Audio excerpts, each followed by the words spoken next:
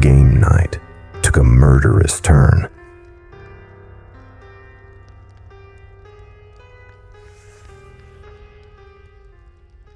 The house is burning. Only 2 of us made it out. There were 6 at the start of the evening. 7, I suppose. That was the entire problem. I don't know when the 7th arrived. Dina and Angelo showed up first while I was still putting out snacks. It must not have been there before them. I recall them being the first. It can't hide in nothing. Kay showed up next. I know she was alone because I've been trying to figure out the right time to ask her out. If she'd brought someone, I definitely would have noticed. When Christoph and Marina got here, Angelo called out, "It's about time you 2 made it." He specified 2. I remember that. That's 5 arrivals, and of course I was there all along. Maybe the door was opened at some other point. It might not matter now that it's all over. I feel like it does, though. I need to understand what happened. I owe it to my friends. We were playing cards when we first noticed. It was a 6-handed game, and Angelo was dealing piles in front of each player. 1, 2, 3, 4, 5, 6, and the 7th to himself. "You got too many piles," Dina said. Angelo looked at the table in confusion. There were cards in front of each of us. There were 7 separate stacks. "Weird. I don't know what happened there," he said, gathering up the cards. He dealt them out again.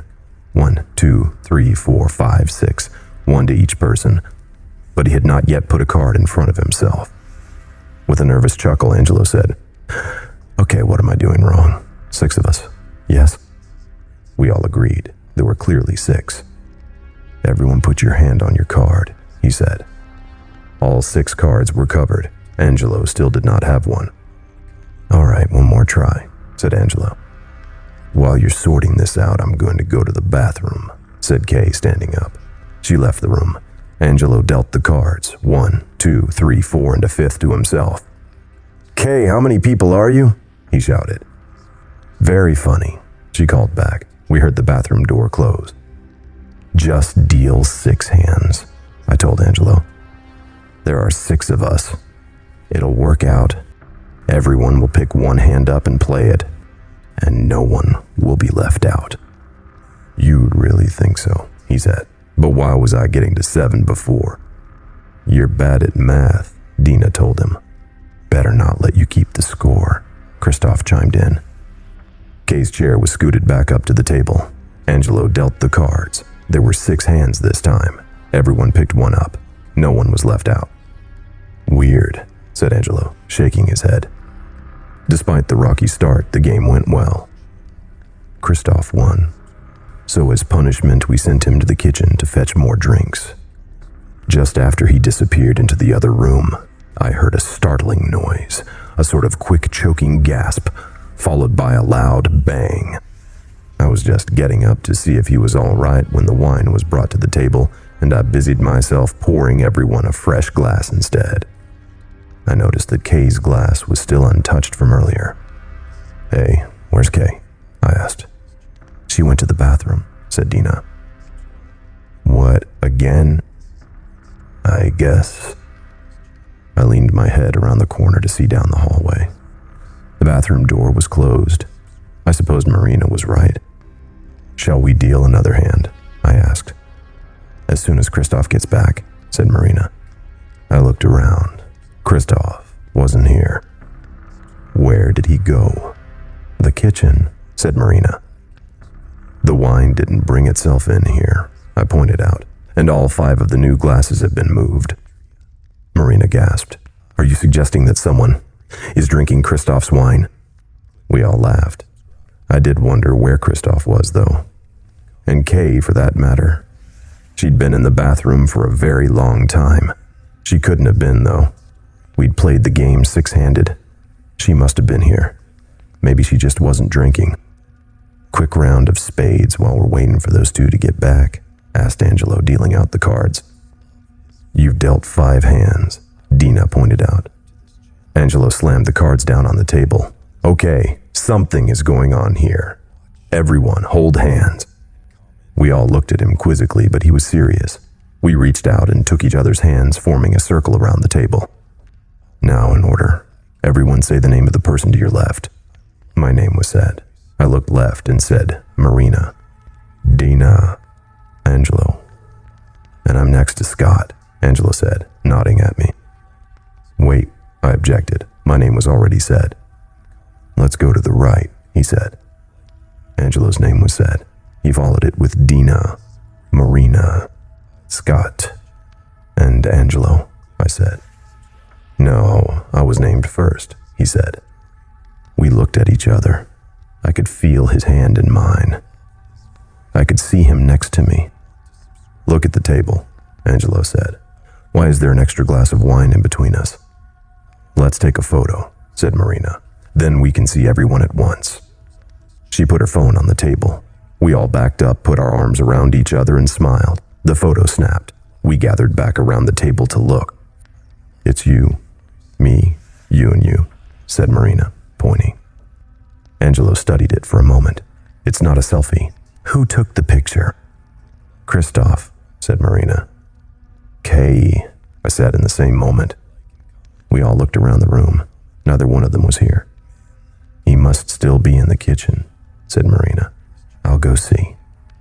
"I think we should all go together," said Angelo. "Come on." We entered the kitchen as a group. It was empty. "Do you smell gas?" asked Dana. My attention snapped to the stove. 2 of the knobs for the burners were snapped off. I spotted them tucked under the cabinets nearby, as if someone had pushed them out of the way so as not to be noticed. There was a dent in the metal of the edge, too. "Christoph must have dropped something on the stove," I said, heading over to see about turning off the gas.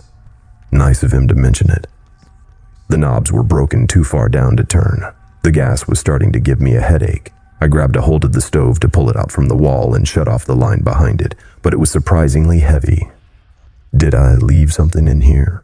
I asked, opening the oven door. Christoph's body was crammed inside, the limbs bent and folded back on themselves in order to make it fit. A gory pool of blood filled the bottom of the oven, sloshing distressingly back and forth from my attempts to move the appliance. Most of it seemed to have come from his head, which had been violently crushed. His eyes bulged outward, staring at me. I screamed, of course. We all did.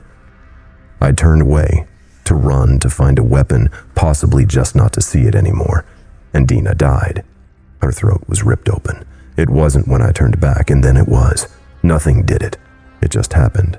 Her hands flew up to clasp her ruined neck, but it was far too late to hold anything in. She collapsed to her knees. Her hair was held back as she died, keeping her upright and facing forward so we could all see the panic and despair.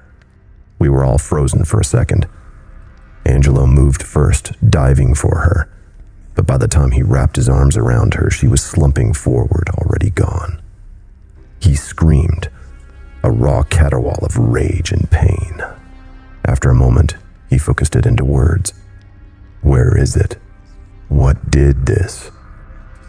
I grabbed a knife and put my back into a corner, looking around frantically. Marina was gone. I hoped that she had run. I didn't like that I didn't know. "It's been here all night," Angelo hissed, "among us, playing with us. Where's Kay? Where's she been all night?"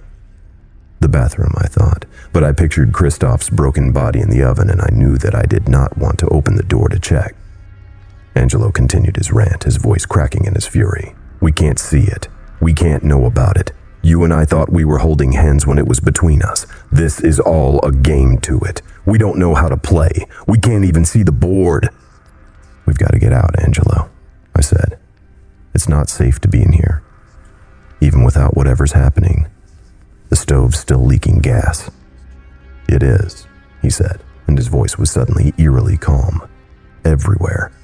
And you know that's an awfully good way to deal with something you can't see." "What are you doing, Angelo?"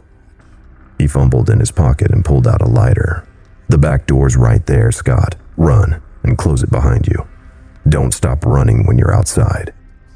"Angelo, I'm sorry about your house, Scott. Run." I took a step toward him, but he pulled the lighter in toward his body. "Go. If you don't go now, I'll do it while you're still in here. I probably ought to anyway. It's a better way to be sure." He flicked the lighter. It sparked. I fled for the door. Behind flicking the wheel again. I made it outside before the kitchen exploded. I had my hand on the knob pulling the door shut when a roar of heat and light slammed the door closed and flung me down the stairs onto my back lawn.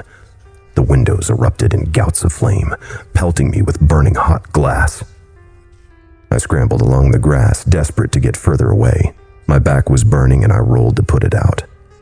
The house is clearly a loss, but I called the fire department anyway. I didn't know what else to do. I don't know what I'll tell the police when they find the bodies inside. I don't even know how many they'll find. If Angelo got it, whatever it was, then there'll be at least 4 bodies. Him, Dina, Christoph, and the other. Probably 5, assuming it got Kay early on. Maybe 6, if Marina didn't make it out. One of them must have, though. I'm not alone out here. My hand is being held tightly as I watch the house burn.